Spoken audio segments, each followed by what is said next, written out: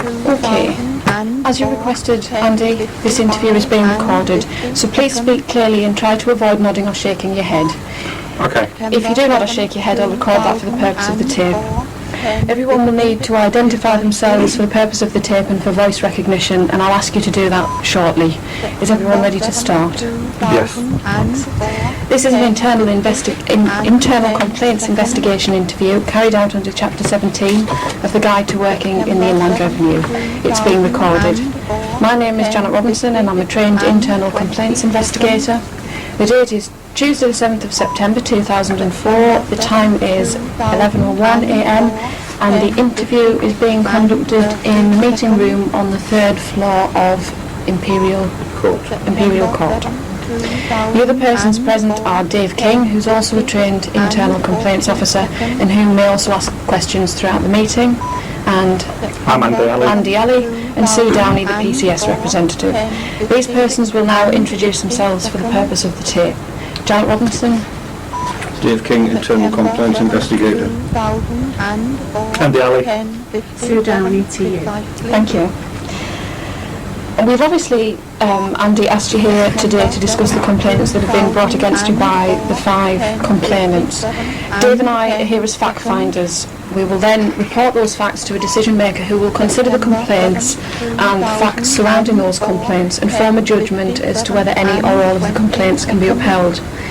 The decision maker will also look at the circumstances which led to the complaints being brought and will decide if there was any malicious intent behind those complaints. The first thing I need to remind you of is the need for confidentiality. You should ensure you don't discuss the complaint or what we've discussed today with any of the persons bringing the complaint or anyone else involved. For example, it might be clear from some of the things we say who we've spoken to as witnesses, for example, and you should be careful that you don't approach anyone after this meeting to discuss anything. And you know, as we've said to everyone else that we've spoken to, that's in your own interests to do that, because if it was found you tried to approach somebody and complaints were made, you know, there's possible C&D action that could be taken. As independent investigators, we will of course respect that same confidentiality. The next thing that I need to say to you, which is equally important, and I'm sure you're aware of it with discussions with Sue, if ultimately any or all of the complaints are upheld by the decision maker, then there could be C&D action, conduct and discipline action that could follow from that, and you should be aware of that. Equally, what I also have said to the people bringing the complaints is that if it's found that as a result of the investigation that the complaints have been brought maliciously, or anyone has deliberately tried to misrepresent the facts or mislead the investigators or the decision maker, then equally conduct and discipline could be taken against them. At the end of the interview, you'll be given a copy of the tape to keep. You'll also be provided with a transcript of the interview shortly afterwards. It might take a couple of weeks depending on the typing service availability. We do have one person who's typing for us, but I think certainly she's on leave at the moment. Once you receive the transcript, I'd ask you to read through, make any amendments that you think are necessary, and add anything that you might have forgotten to mention today. Obviously go through it in conjunction with Sue, sign and return a hard copy to me. The transcript will be included in the report which we make to the decision maker, but it won't be made available to anyone that requests a copy of the report. You can, as the person complained about and the people bringing the complaints, at the point when we make the report to the decision maker, we'll let you know, and you can make a subject access request to see it. But what you will receive is an anonymised version of the report, so that individuals, witnesses, whatever, cannot be identified. So you won't receive copies of their transcripts or any appendices to the report. Ultimately, if matters went further and it was taken to an employment tribunal, then the transcript of this interview could be made more widely available. Are you happy to go ahead on that basis? Yes, I am. Thank you. Sue is obviously here as your support and PCS representative to make sure that the process is followed correctly. Sue can't ask or sort of answer questions on your behalf, but if there's something that you wish to discuss with Sue before you answer a question, by all means do so, and we can stop the tape while you do that. If you want us to leave the room while you have a few minutes discussion, that's fine as well. Okay. And please just ask for a comfort break if you want us to stop at any point. Now, I think Dave mentioned to Sue in advance it would be a great help to us if we could perhaps do an hour and a half, which is 2 sides of the tape of the interview, and then if we could break 30 minutes, 45 minutes. It's much to give us a break, but it will also give you the opportunity to have a chat with Sue. Yeah. Okay. Normally, we would try to complete these investigations within sort of 7 to 8 weeks timescale if possible, and we would usually interview the people or the person bringing the complaint, and then the person complained about, followed by witnesses. But because of the sort of unavailability of people and to keep things moving, we have spoken to the complainants, and then we've moved on to speak to some of the witnesses that they've cited. So that's why you know, we'll say, oh, we've got a witness that says that as well, or whatever. I don't have a problem with that. Okay. We won't name specific witnesses as they're entitled to confidentiality, but I will tell you as we go through which of the complainants have cited the specific occasions as we go through the individual complaints. I'll ask you some background questions to start with and then go into some of the specific allegations. And want you to feel today that you've had a full opportunity to answer some of the allegations, but once we've finished our questions, you've got the chance to provide any additional evidence in your support. So that could be written evidence that you want us to include as appendices to the report, or if you can give us the names of anyone who might have witnessed events and could provide evidence in support of you, please by all means give us their names, and then we'll contact them and ask them to attend as witnesses on your behalf. And I appreciate some of the issues we're discussing could be quite upsetting, could be quite stressful for you. So please ask us to stop the tape at any time if you want to break or if you want to discuss things with Sue. And we can leave the room if you want to do that. As I said, you can give us any written documentation which you want to provide for consideration to us today, or if there's anything that you think of afterwards, just feel free to add it to the transcript. I understand that you'd mentioned to Dave that you might want to submit some complaint letters of your own today. I've got some here today. Okay, what I would say is we've taken advice on the point when we knew that you were thinking of doing that from HR, and we will take those complaints away, but they won't be dealt with within the body of this investigation because it would require a separate investigation. But as part of this, as I've already said to you, if you think that there are malicious or unjust reasons behind the complaints that have been brought, then do tell us, and it may well be that as part of the investigation and then as the decision maker does their job, that is considered within the body of this investigation. But by all means, if you want to hand those to us today, we'll take them away and we'll submit them to HR on your behalf. Okay. Is that what you want to do at this point? Or do you want to... I want to during... Can I bring it up during... Yes, sure. So you may need to refer to those and you'll hand them to us at the end. Well, yeah, when I bring them up, I want to say why I'm bringing them up. Okay. I think I can do that possibly during the later on. Yeah, fine. No problem. You've had Douglas Howe's letter of the 19th of July, which explains the allegations and the complaints that have been made.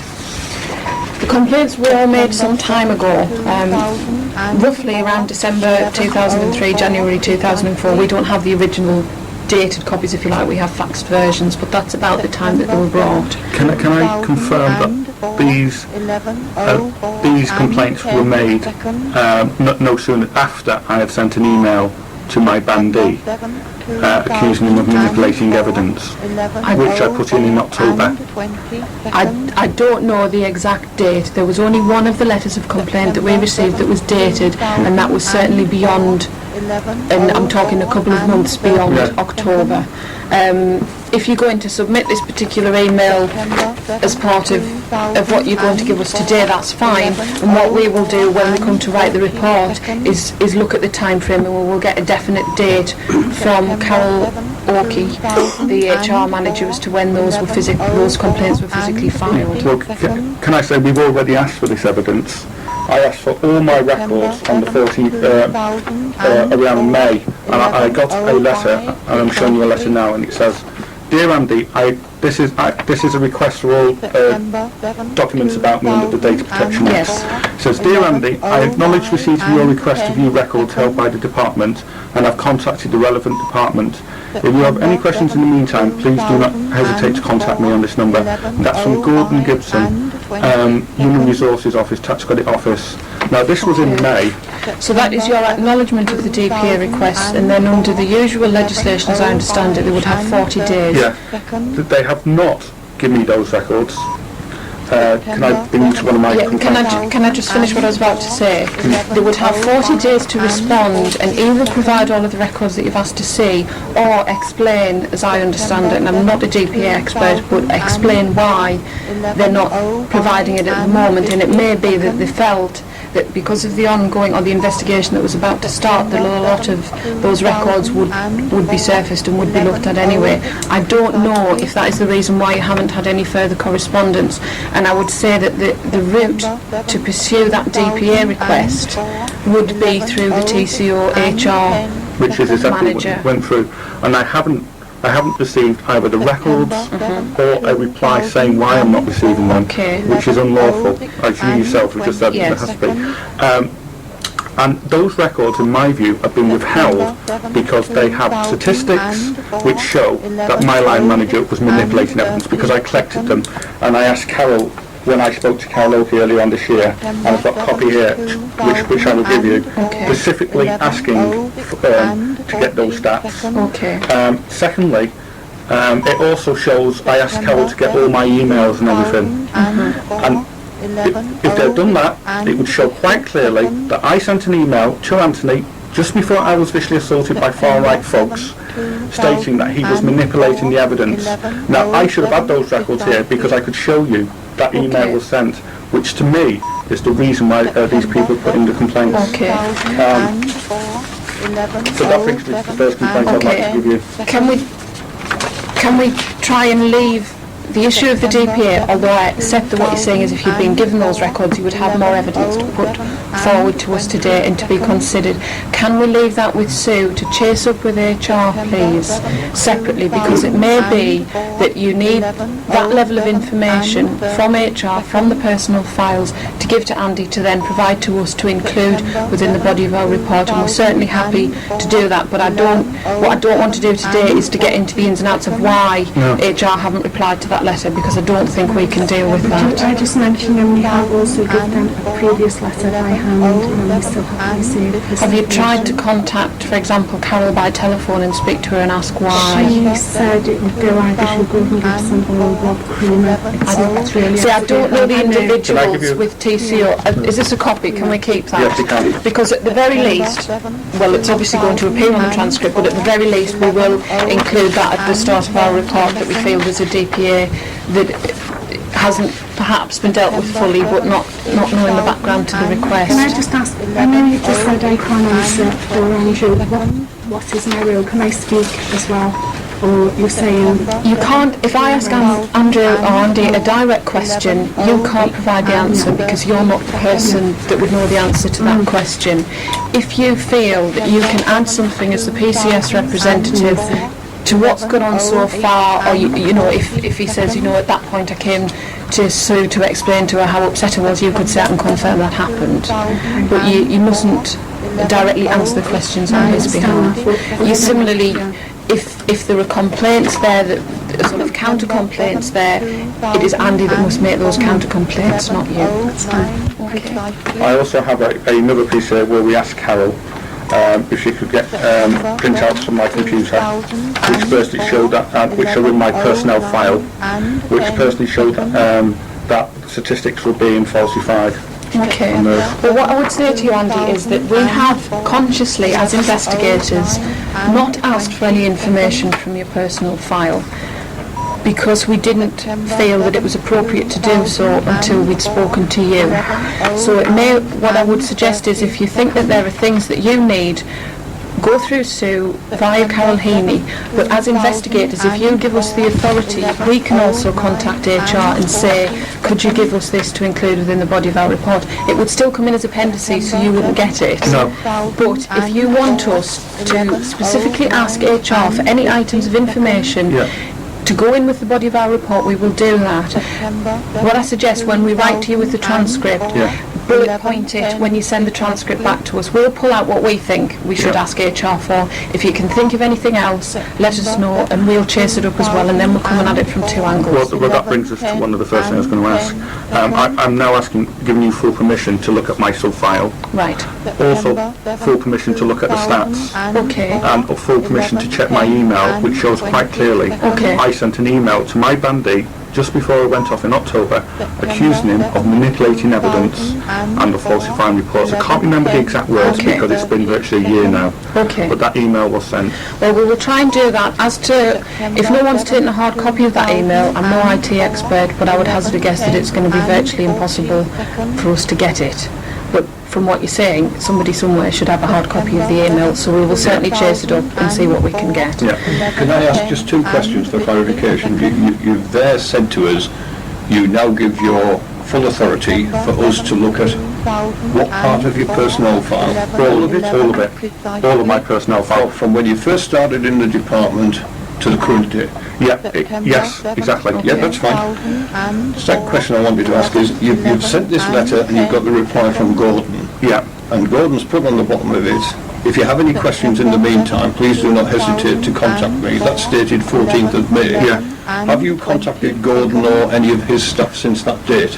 We've rang up the personnel department, yes, and asked them where... and what was the answer that they... I mean, obviously I'm not privy to the correspondence or the conversations they've had with you. What was their response? So, Right, I've rang up and they've said that they're looking into it. Then they said they'd lost Andrew's letter, his original letter, and we needed to give another letter. I think Andrew sent another letter, which apparently got mislaid again.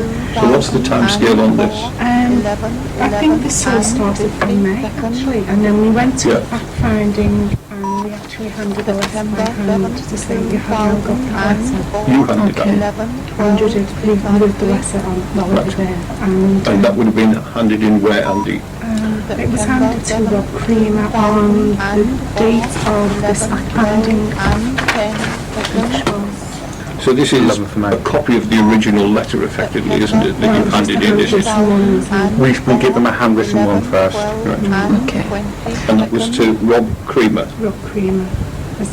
And that again is HR, TCO, Preston? Okay. We'll certainly Thank you for that. chase those up. As I say, when the transcript comes, what I'll do is bullet point things that we should specifically ask for out of your file, because I think HR are going to be reluctant to release the whole file to me, if only because I'm sat at Newcastle and they're down in Preston.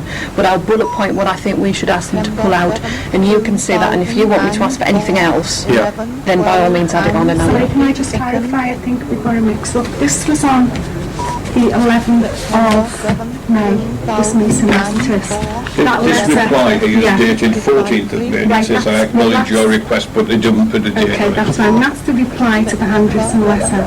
Okay, so prior to that you must have asked. We'd asked prior to that. So we really asked, I think, from January, I think, Yeah, we asked earlier on, we gave them a letter. Right. And then in May, I can't remember the date we gave the letter. In May, they said they'd lost it. So you did another. So we did another, and we did it there and then. Okay, right. Can I just clarify Let one me get thing? this right, because I think this is quite important. There was a letter that was sent through the post Yes. earlier in 2004, you think round about January. The letter that you've given here is the acknowledgement of your repeat letter, and that says, please get in touch. Have you approached them again since May? And the response was? Nothing. And was that a telephone approach? Telephone approach. Okay, fine. Thank you. So, can I just clarify one thing? When I say my sub-file, I also mean my personal file. You know the file you keep at your desk to collect evidence for your end of year appraisal? Yes. Now the stats was kept in them, which was in my desk. Right. And I've asked Carol for the stats to provide them, and he will not provide the stats. And in my opinion, they will not provide them because it confirms what I am saying. Okay. So presumably somebody at some stage would have emptied your desk, for example. So it's whoever physically took the file out, and that would either be your manager at the time, or it would have all gone to HR as being responsible for We asked Carol to get them and the plan. Right, we'll chase that up. So, as I was saying, the complaints were brought some time ago, and I understand that obviously, as we've discussed, that Carol O'Keefe, your HR section, has been involved in matters since, and for various reasons it's taken until now to get to this stage. And all I would say to you is that the priority for Dave and myself now is to speak to everybody that we need to speak to and get the report and get the information that we need, and as a matter of urgency for yourself and for everybody else involved. But at the same time, giving everybody the same opportunity to provide witnesses, comments for consideration. When I send you the transcript, therefore, I would ask that you set some time aside immediately. You know, if we could give you, say, 2 weeks to arrange a meeting with Sue, go through it. Probably going to be quite a lengthy document, but the sooner you can get it back to us, the quicker we can keep moving with everything. Okay. At the point when we are ready to submit the report, we'll drop, well, if you're back at work, we'll drop you the email, but if not, we'll drop Sue an email just to say the report's now gone off to the decision maker, so you at least know, right, now I'm waiting while it's sat with the decision maker. Okay. If I am back at work, would I be able to have time to look at the document while I'm at work? Yes, it's part of the Inland Revenue internal complaints procedure, which is just part of your normal terms and conditions. I mean, if you sort of sat poring over it for 2 weeks, then, you know, people might start to ask questions, but certainly you should be given adequate time to look at it and to discuss with Sue. Okay?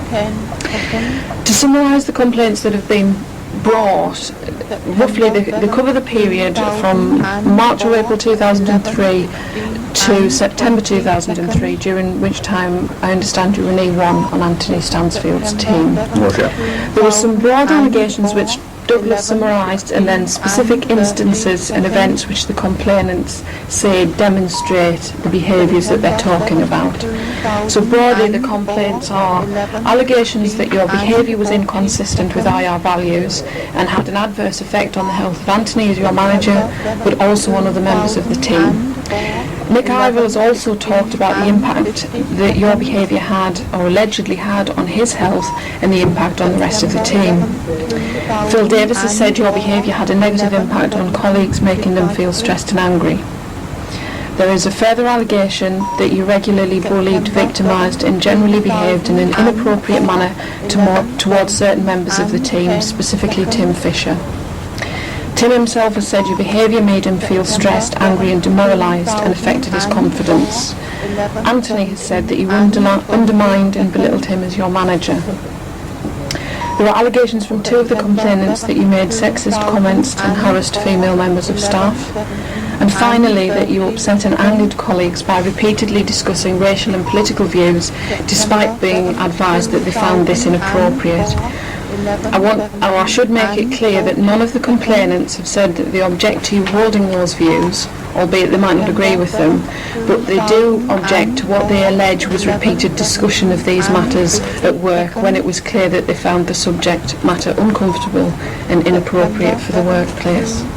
Okay, so they're the broad allegations that Douglas put in his letter to you. So what I suggest we do to start with is just to cover some background and then go into the specific allegations. Is that okay? It's fine, yeah. Everyone ready to start? Could you just tell us a bit, Andy, about your background in the Revenue or DWP? Can I just add 2 things there? Certainly. There are other complaints as well that you haven't mentioned but are right in the complaints. There's the complaint that I wouldn't work from Phil Davis, that I would not do work above my duty. He makes that complaint. Yes. That's absolutely true. I wouldn't do work above my duty. I would do it occasionally. I would not do it on a regular basis. Okay. If I wanted to do the work of a manager, I would apply for a manager's job. Okay. And I consider it harassment that he has used a complaints procedure to complain that I would not do work above my duty. That is harassment. Okay. There were other complaints about my work, my research onto the British National Party, more specifically from Tony Smith. I find that harassment too.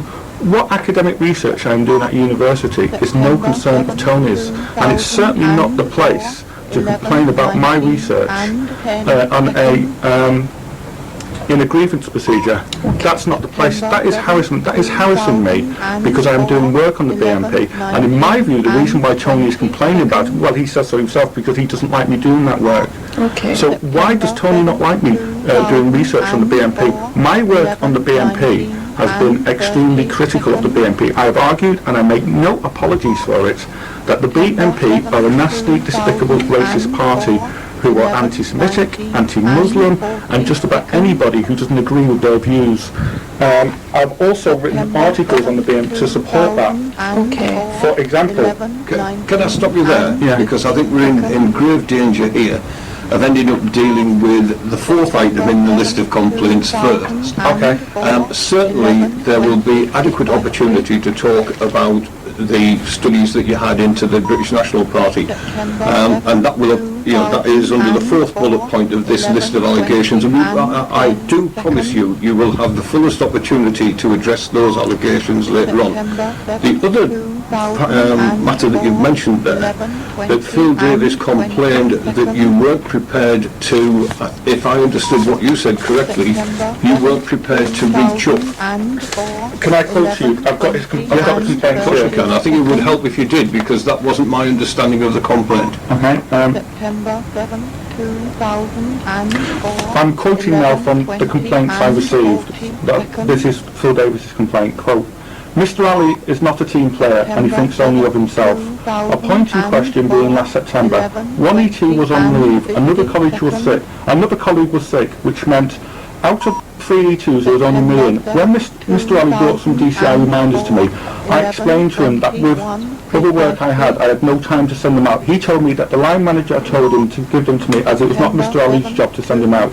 After a few words were exchanged later that day, Mr Ali sent an email to our line manager to complain about me arguing with him. It never entered his head that with only 2 members of staff in the section that day, we had to pull together as a team in order to meet the workflow. Mr Ali's humour is very insulting and demeaning. This was for quite a time ignored, and if directed at me will be returned. Are we moving on to another complaint? Hold on, I'm just trying to find it, where it says it. This is the difficulty I have, Andy, that the allegation which Phil Davis made, as I understood it, was that you weren't prepared as an E1 to do E2 work. Now, I don't quite see how that aligns with your comment that if you wanted to be a manager, you would apply for a manager's job. Yeah, can I look at this complaint? Can we stop the time so we can look at this complaint? Yes, certainly. The time is 11:28 a.m. We're stopping the tape for a few moments for Andy to review the complaints letter of Phil Davis. 49 minutes.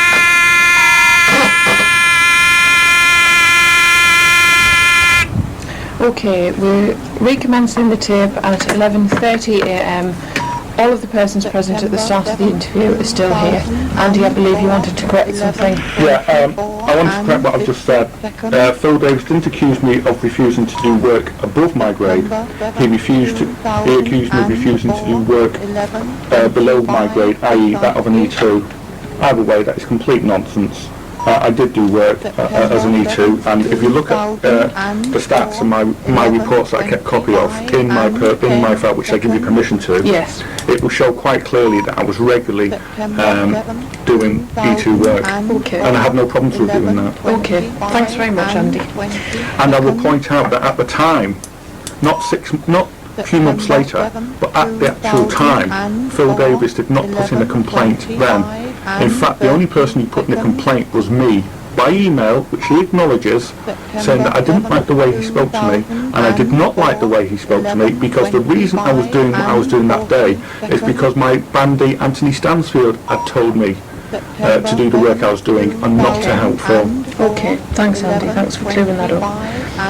Just as a bit of background and a bit of introduction, could you tell us a bit about your career so far in the revenue or DWP benefits as it was? A career? Well, I don't really have a career in the revenue. When did you start? I started What in... grade did you start? I started as an E1 in 1999. Okay. But I started as an E1 in 99, and since then I've moved to various departments. Okay, that's fine. And currently you're still a serving E1 officer? I'm an E1 officer, yeah. Where did you work before you moved to Anthony's team? I work for the University of Central Lancashire. Oh, Oh, sorry, Sorry, before you moved onto Anthony's I team. worked at customer services. Right, was that face-to-face or telephone? It was both. Both. Well, normally telephone, Right. but you sometimes have people coming in. Right, okay. Did you enjoy your previous role? Yeah, I did. So what did that work involve? Was that processing or dealing with the old WFTC claims or? Combination of everything really, answering customer queries, answering customers' letters, complaints, thank you letters, liaising with other sections and teams. Okay, thank you. We understand that you had a short period of secondment onto Anthony's team in summer of 2000, is that right? Yes, I did. Did you enjoy that period of secondment? Yes, I did, but the way it's been portrayed is a nonsense by Anthony saying Kay gave me a bad report when I worked there, Right. as he does in his complaint. What they don't tell you is that within a few days of moving there, they have seconded me again to Helpline. Kathy Bates, the manager, came in one day, who was the manager then, said we need people going to Helpline because it was the time that the WFTC was coming across. Yes. So I was actually seconded from there to Helpline, which they didn't like. Okay. But I was following what the senior manager had told me to do. We understand that a phone, you were sort of split between two desks if you like, and there was a phone for when you were doing the helpline work, but you were still physically located on Anthony's team, is that right? Yes, although I might be physically located on Anthony's team, I wasn't working on Anthony's team, I was doing Helpline. And they objected to me going there and then being seconded to Helpline. Okay. So when... Sorry to be pedantic about this, but can I clarify this as well? Yeah.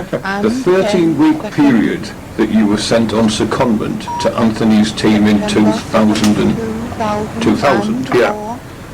during that 13-week period, you were actually seconded back again to deal with telephone inquiries, because I understood that to be during the second period you'd worked alongside Anthony and his colleagues. No, I did do it during the second period as well, but also the first period. So they don't tell you that. 13-week period, you didn't have a full 13 weeks on secondment, you got borrowed back again. Well, I wasn't back here, it wasn't to customer service, it was to Helpline. We actually set up a Helpline, and it was for the majority of those 13 weeks. And the reason I was seconded, because Kathy Bates came in and said, who has any Helpline training? And I had Helpline training, so we were called to a meeting saying you're all going on Helpline. So this happened more than once, this is what was confusing. Exactly, but Anthony didn't like that. Anthony and Kay are not telling you that because they didn't like me going to the... Right, okay. So there was obviously some issues about the work in the sense that you weren't doing the work that you thought you were going on secondment to do.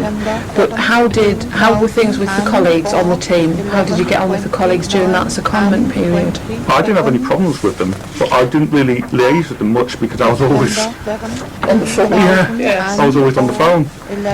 So when you moved back to Anthony's team for this period that we're talking about now, were the same people there?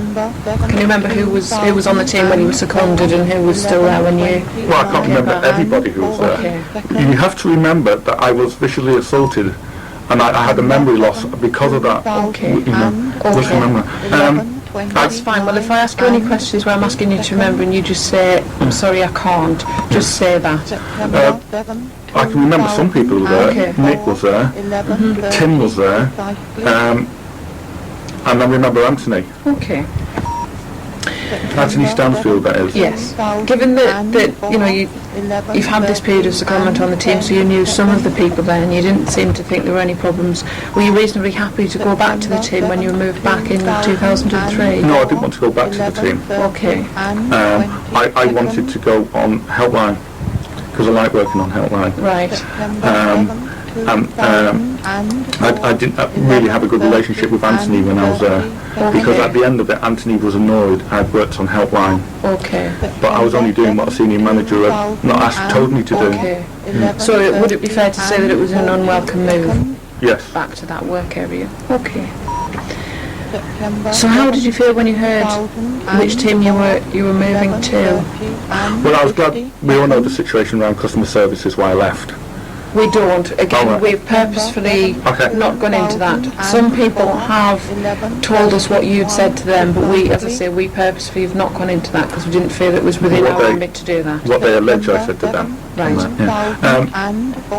I really didn't want to go back to that team because I felt it was unfair that I'd received a bad report from a manager when I had been shipped off. I mean, how can you do training on a specialised section if the minute you get there you're shipped to another section? And how can that manager then write a report for you not for doing good on that section when you're not even there? It's ridiculous. So I wasn't happy going back to work on that, Anthony. Can I ask another specific question? Remember we're talking about this first 13-week period of secondment. Yeah. When you said you felt that Kay Cunliffe gave you a bad report when you went back to your previous duties on customer services. Yeah. You were absent from the team because you'd been borrowed by the helpline.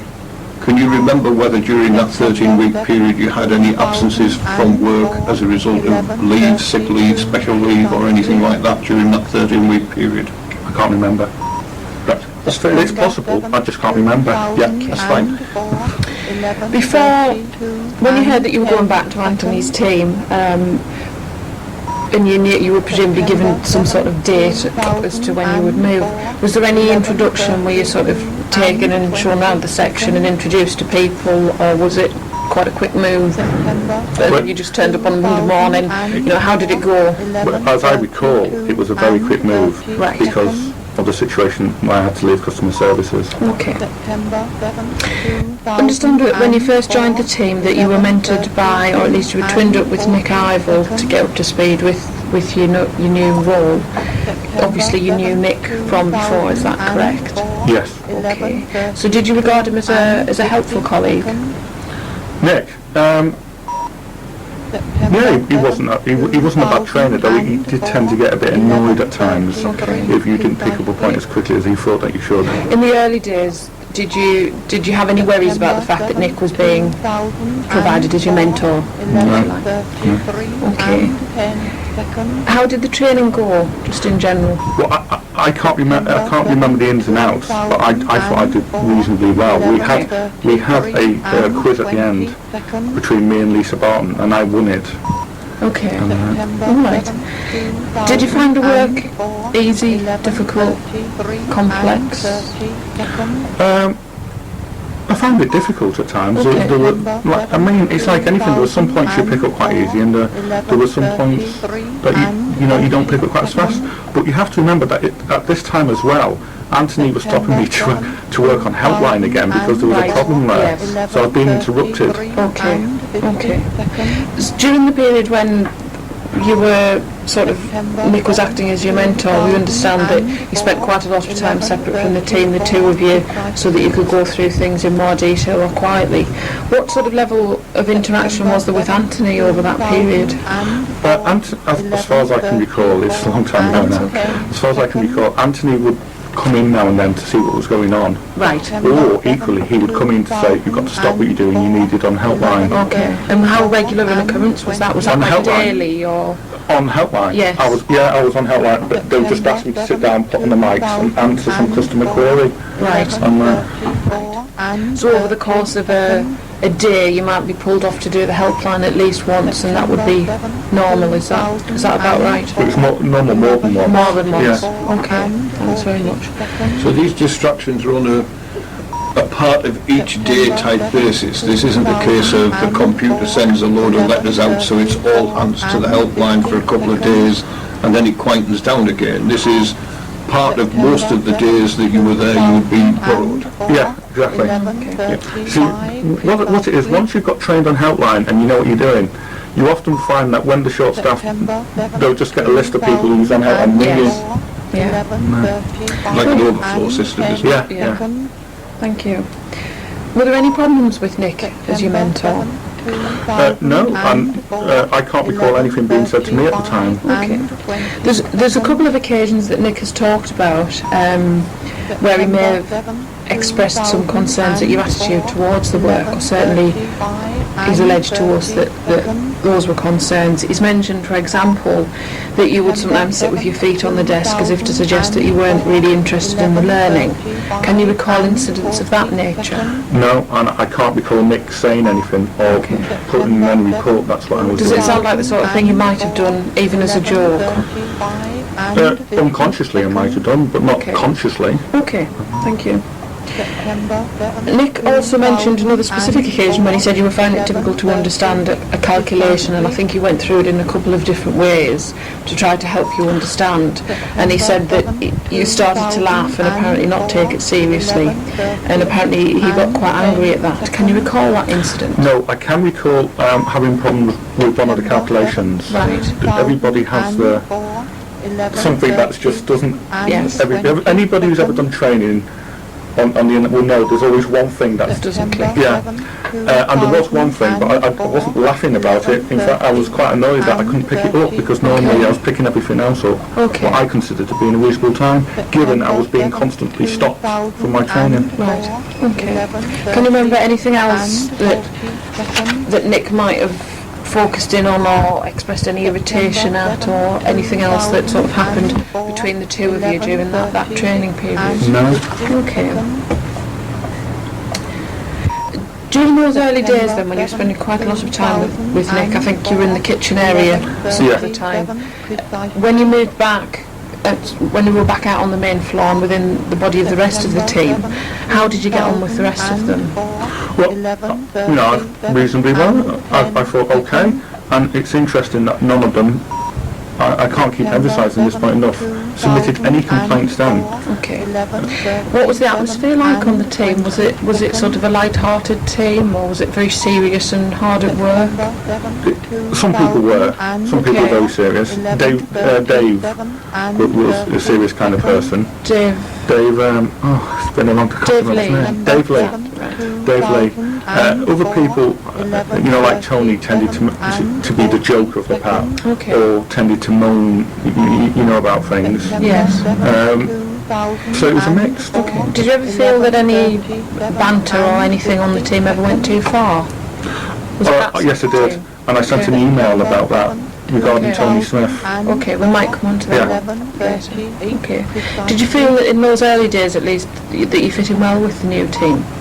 Yes, like I say, nobody at the time, as far as I've been aware, put in a complaint about me. Nobody said anything to me. The only people who put in a complaint was me, in writing, via email to Okay.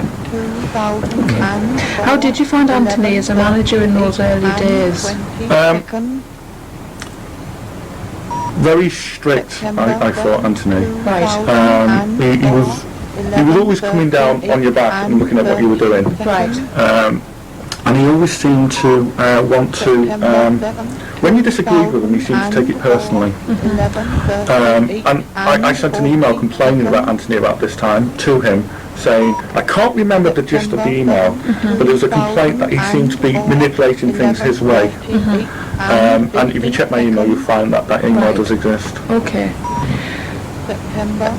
Do you think other people on the team found that, or did anybody say to you that they found him a bit strict or pedantic? Or Janet Cunningham called a meeting just for staff. She called a meeting just for staff. Now this was shortly before I went off. Right. And at that meeting it was to exclude the managers, just the staff. And most of the staff there putting a complaint were complaining about Anthony. Okay. Some people were saying he was, who was it? Tony Smith was saying he was too strict when it come to recommending people for advancement. Other people saying he was giving them too much work. What was the purpose of that meeting? That was a good question. As I recall, it was Janet wanted to find out what the atmosphere was on the team. And was it just your team she did it with, or was it other teams within her management chain? It was our team, and what was then Nick Ivor, the team Nick Ivor was in. Right, okay. And that there were two teams. Were they both managed by Anthony? No, Anthony managed our team. Right. And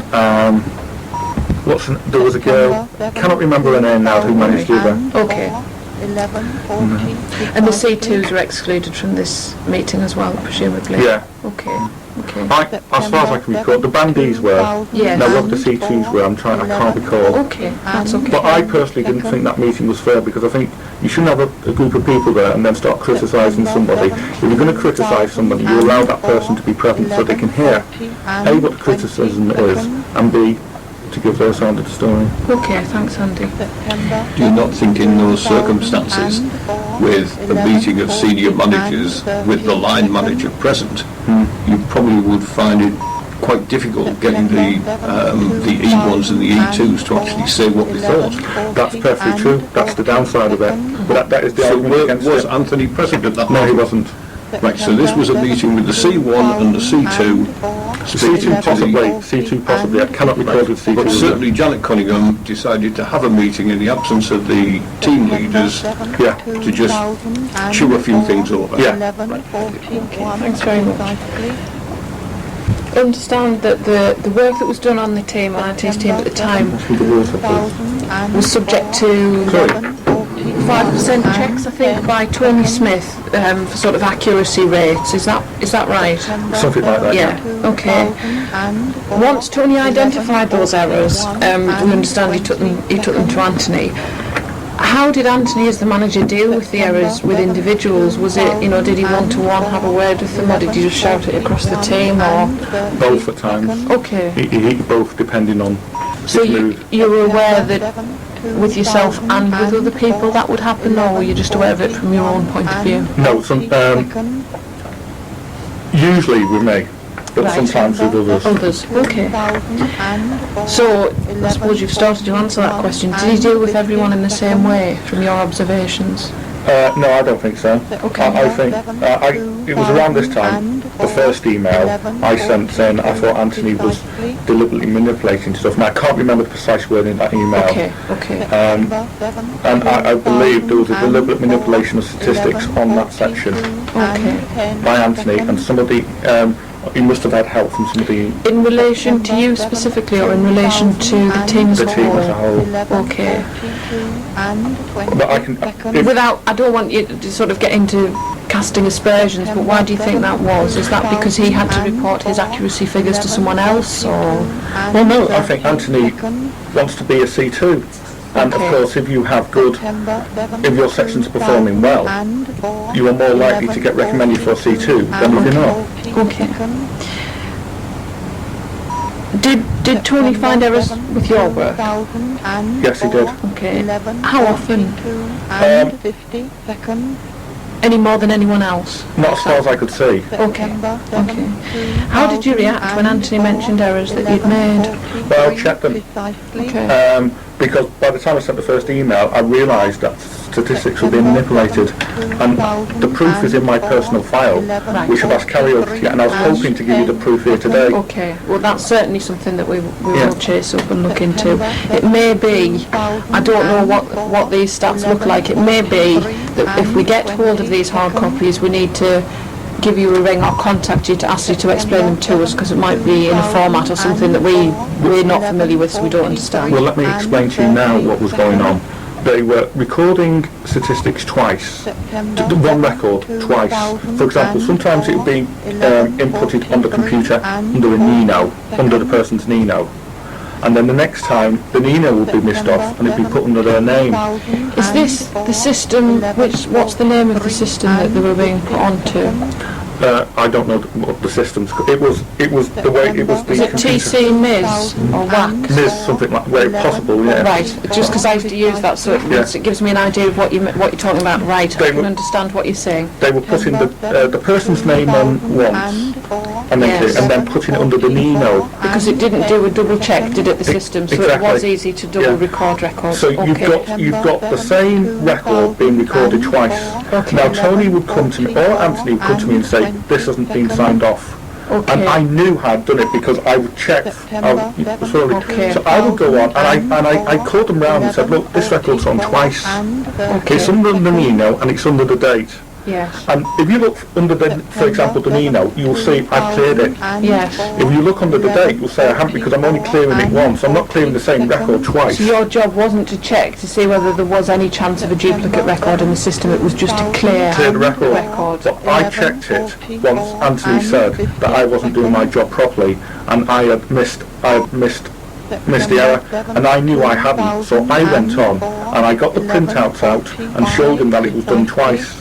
Right. And Anthony then started, you know, being a bit funny with me. Right, it's okay. I think I've got a clearer picture in my head now of the systems that we're talking about now. I know. And I sent an email to Anthony at that time saying, in my opinion. Okay, right. Just so that I've got it as clear as well, is there any viable reason for including the same case twice? Is it just an error that it's been included twice, or might it have been included twice to make the stats look different? Well, in my opinion, once that happened, and then Anthony started being funny, I started looking at the evidence. Any time I'd look at the evidence, and I built up all these cases where it was happening. So it was more than error, it was deliberate in my opinion. It was deliberate.